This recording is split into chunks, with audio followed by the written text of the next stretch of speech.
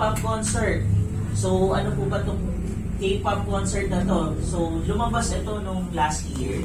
So, hindi pa very clear yung parameters how to qualify. So, this time, clear na siya. So, yung campaign period natin is January 1 to March 31.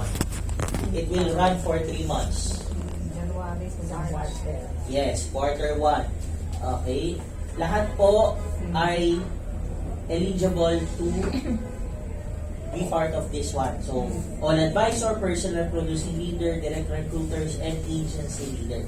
So, Requirement. for this this Korea, no South Korea trip, 3 days 2 night in South Korea, inclusive, ito yung mga inclusive niya, no? AIA exclusive K-pop concert. Yes, exclusive lang po ito for AIA only. Hindi siya open to public. Only for AIA. Exclusive. Round trip economy class ticket from Manila. Twin sharing hotel accommodation. Transit hotel accommodation and round trip local airfare to Manila for provincial delegate if needed. Okay? So, how to qualify? Marami pong ways. Okay? As in, madaming ways. Sige. Number 1, all advisor and personal producing leader. Kailangan mong maging quarter 1 MDRT and automatic kasama ka dito sa K-pop. MDRT class. So, ano ba ba maganda sa MDRT maliban dyan? Pagka, ano yan, tuhog na rin yan. Alam mo na yan, may cash bonus yan. Kaya mo yun. Okay, may cash bonus yan. Meron pa pangalawa, tenured advisor or personal producing leader. First 60 tenured advisor or personal producing leader who generate a minimum of 500,000 FYC. First year commission.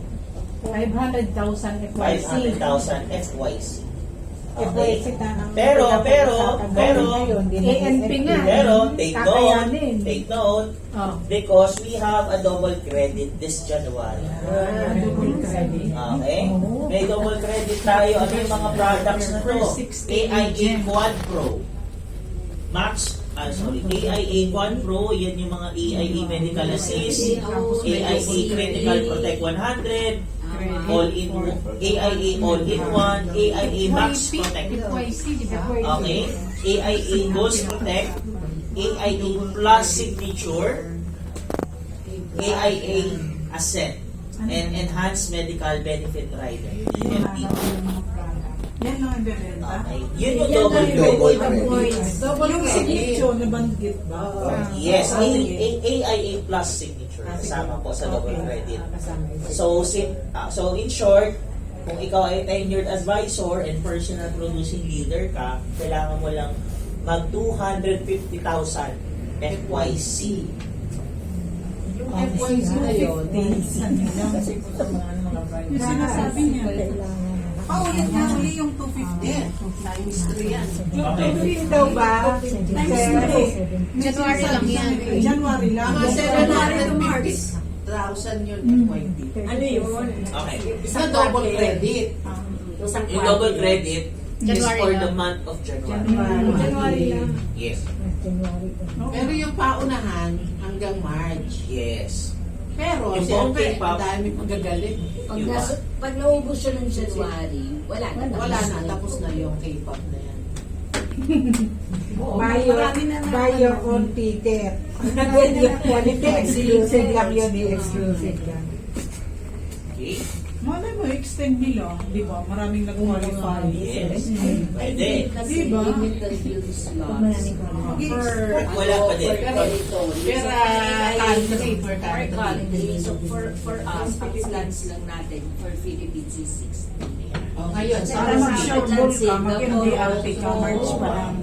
Oh, Macau, Gusto Thailand. mo sa bali dyan, ngayon pala, Singapore. January tapusin mo Para na. kasi sabi nila, 300 slots na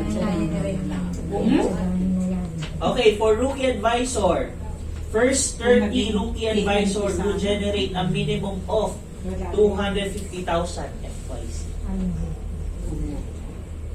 Madami masasabi ka dyan, oo.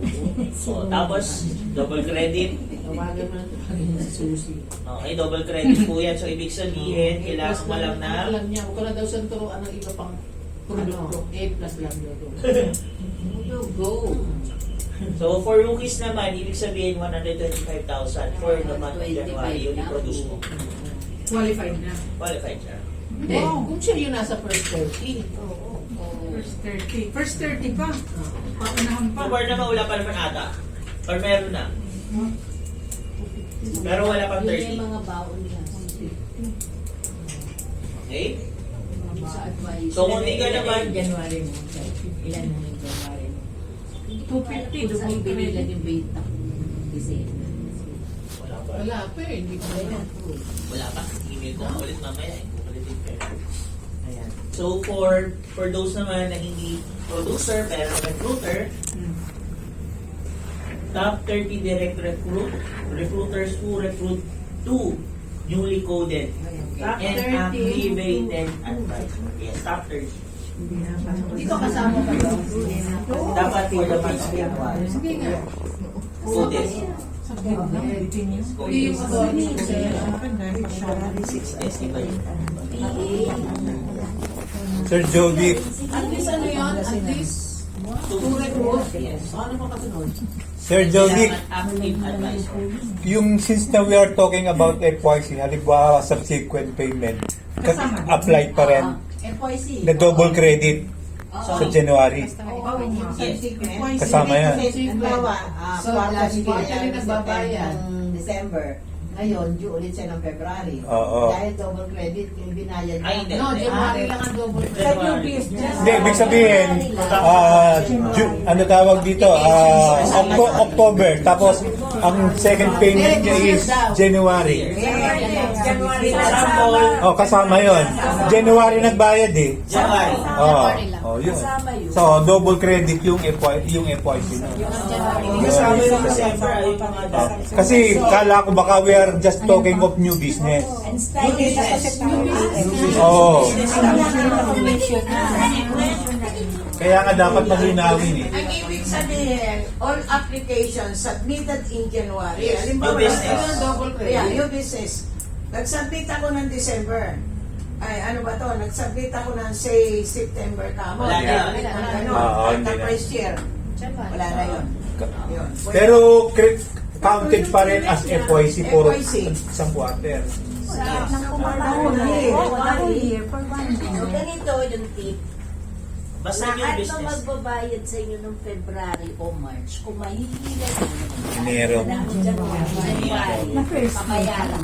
First year pa Yung first year na subsidy. Oo, mga first year pa lang na subsidy. Ganun kasi ganun yung Nakaka-count. So, ang secret lang naman dito, kung meron kayong client na sabihin na natin ng Kung AN. ayaw ng bayaran nila. Kunwari, ano sila, instead na pabayaran natin sila ng monthly, annual.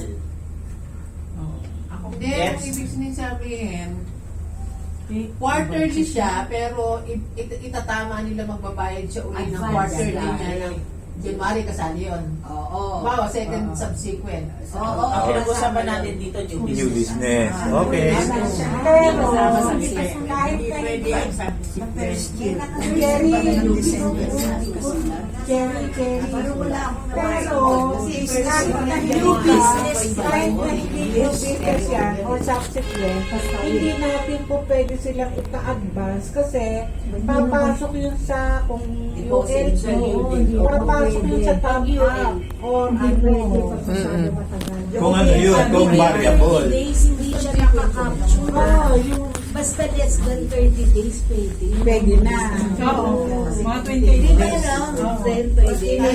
We are talking of FYC only for the business na starting January. So, kung may subsequent ka na bayad sa first year yan, hindi Iba na yun. solid. Yeah, iba yun. Talagang lahat Walang nasusulat na ganun. Pero ang ating Naninikurado rule lang kasi siya. dito January lang. is new yung business. bago. Okay. Para hindi tayo malito, parang di ba ang dati Pasobra ANP. na lang. ANP, oo. ANP tayo, nagpalit lang tayo from ANP to FYC. Mabigat-bigat. Hindi naman gagamitin. Pero hindi siya yung parang magiging part of December natin ang production. business Papasok talaga. New business.